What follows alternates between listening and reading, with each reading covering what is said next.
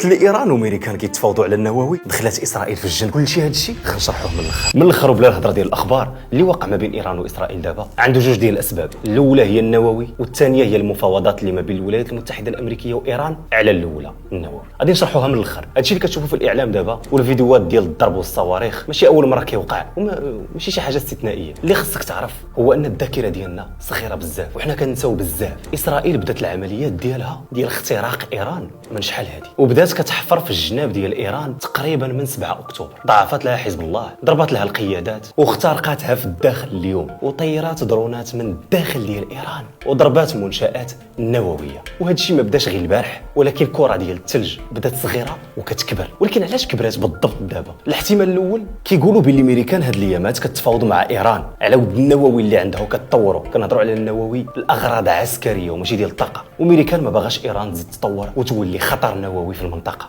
وخصوصا على اسرائيل. اللي وقع بيد ما هادو جالسين كيتفاوضوا ايران وامريكان. انتم عارفين في المفاوضات ديما خص تكون ورقه ضاغطه. اسرائيل بعد غير شي ايامات قررت انها تضرب المنشآت النوويه، وخصوصا اللي فيها البحث العلمي والعلماء ديال ايران، زائد القاده العسكريين الكبار اللي عند ايران واللي عندهم معلومات خطيره وريوس كبار في التسليح النووي ديال ايران.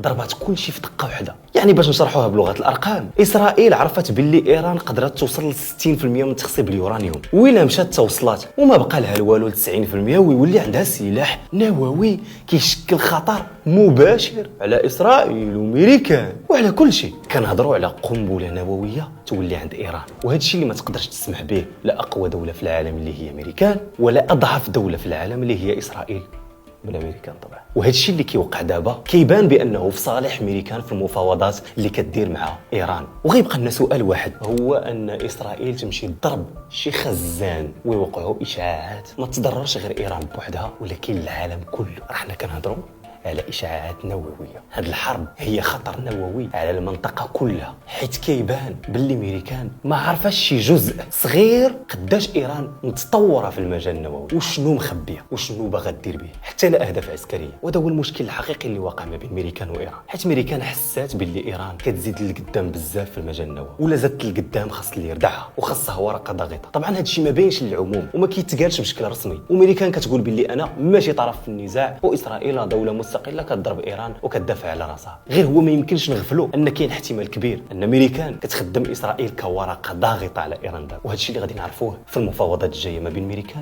وايران. وهذا الشيء اللي من الاخر واقع ما بين ايران واسرائيل. وطبعا هذا الشيء ما درناش باش نقول لك دير لي لايك وكومونتيو، حيت هذا الشيء مرتبط بالاختيارات ديالك. بالنسبه لي اهم حاجه هي تبارطاجي الفيديو باش تبارطاجي المعلومه.